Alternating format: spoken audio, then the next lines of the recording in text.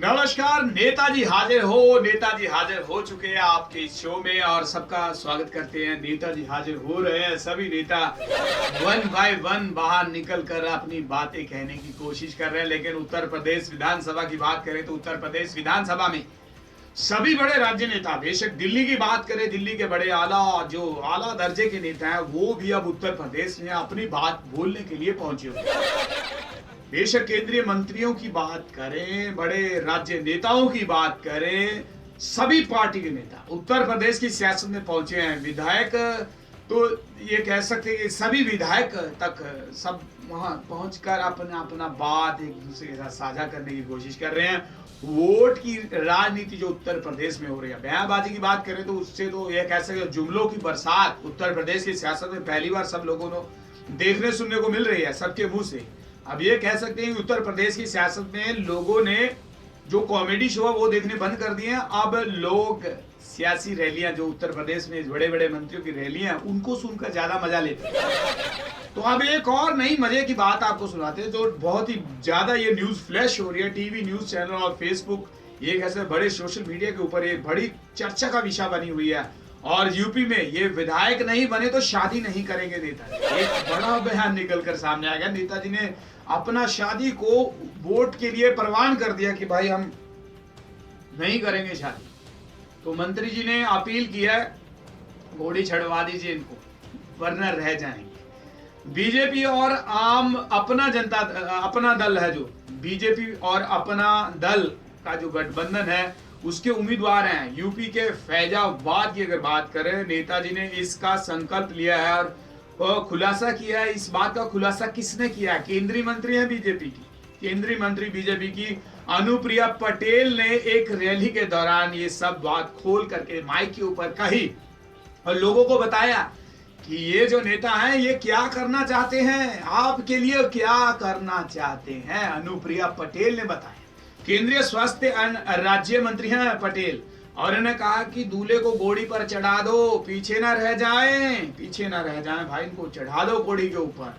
तो घोड़ी के ऊपर चढ़ा दे और विधायक बना दीजिए, वोट अपना दीजिए, अपना दल और बीजेपी के साथ जो गठबंधन है इस पार्टी को, इनको दीजिए वोट।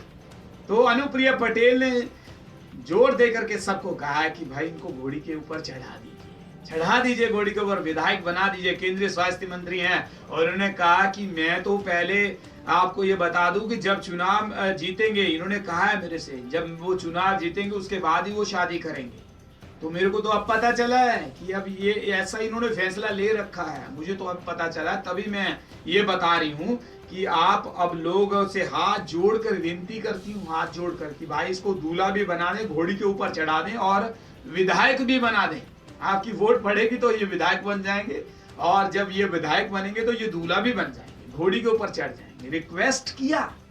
फैजाबाद के ये कह सकते हैं, फैजाबाद के गोसाईगंज की अगर बात करें तो इस सीट के ऊपर इंदर प्रताप तेवार उप ये खब्बू तिवारी है इनका नाम। खब्बू तिवारी ने अपना स्टाइल बना लिया, खब्बू तिवारी फेमस हो गए उस इलाके में और संकल्प लिया है और कहा है कि विधायक नहीं बनेंगे तो शादी नहीं करेंगे। और तिवारी जी का विधायक बनना का जो सपना वो पूरा होने के लिए बहुत से इन्होंने पहले भी जोर लगाया। अभी तक ये कह सकते हैं उन्होंने शादी नहीं किया। 2007 की बात करें समाजवादी पार्टी और 2012 की बात करें तो बीएसपी में भी लड़कर चुनाव हार चुके हैं ये खब्बू तिवारी।